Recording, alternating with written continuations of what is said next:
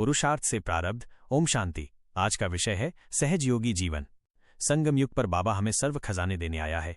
हम सभी इस बात को बहुत अच्छी तरह महसूस करें कि हम बाबा से सब कुछ प्राप्त कर लें। वो हमें दाता बनाने आया है, देने आया है, हीरो एक्टर बनाने आया है, चारों युगों के लिए श्रेष्ठ वरदान देने के लिए आया है। हम बाबा से सब कुछ प्राप्त कर लें। बाबा ने बहुत सहज ये बात स्पष्ट कर दी कि निरंतर मुझे याद करो। जो निरंतर मुझे याद करते हैं वो निरंतर मेरे साथ हैं। ये साथ भगवान का साथ कितनी बड़ी चीज है। ब्रह्मा बाबा का साथ, जो पहले नंबर की आत्मा है, जो महान त्यागी और महान योगी हैं, जिनका इस सृष्टि चक्र में सबसे ज्यादा महत्व है, उनके साथ हीरो पार्ट बजाना, हर जन्म में उनके साथ रहना, इस बात का कितना ज्यादा महत्व है।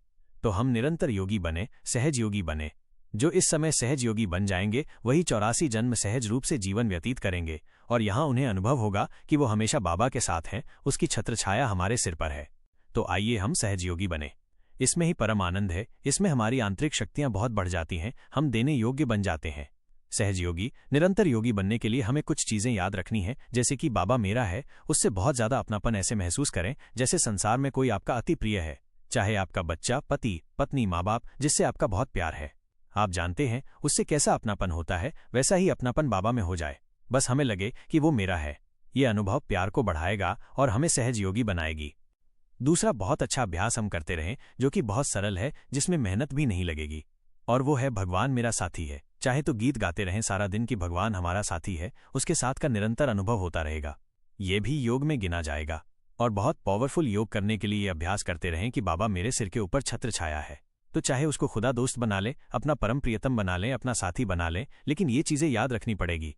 होता क्या है कि मनुष्य जब अपने काम धंधे में बहुत व्यस्त हो जाता है, जब वो ये सोचता है कि बहुत व्यस्त हूं, अथवा वो कर्म कॉन्शियस हो जाता है, कार्य के अलावा उसे कुछ भी याद नहीं आता, तब ये सब चीजें भूल जाती हैं। लेकिन भूले नहीं, बीच बीच में अशरीरीपन और स्वमान का अभ्यास बढ़ाते चलें। तो ऐसी कोई बात नहीं कि हम निरंतर योगी न बन सकें। योग हमारे आनंद का विषय हो जाएगा, योग हमारे लिए सुखदायी विषय हो जाएगा। हम श्रेष्ठ योगी बनकर इस संसार में ऐसे विचरण करेंगे मानो लाइट हाउस प्रकाश स्तंभ होकर विचरण कर रहे हों। प्रकृति भी हमारा सम्मान करेंगी, स्वयं भगवान भी ऐसे बच्चों का सम्मान करते ही हैं। तो आज सारा दिन अशरीरी होने का अभ्यास करेंगे और ये बात याद रखेंगे कि भगवान हमारा साथी है। रोज सवेरे चिंतन के द्वारा अपनापन बढ़ाएंगे। लेकिन आज का मुख्य अभ्यास होगा सर्वशक्तिवान मेरे सिर के ऊपर छत्र छाया है, नीचे में शिव शक्ति, सिर के ऊपर सर्वशक्तिवान। इसका आज सारा दिन बहुत ज्यादा आनंद लेंगे और निरंतर योग की ओर बढ़ेंगे, क्योंकि निरंतर योगी ही बाप के निरंतर साथी हैं। ओम शांति।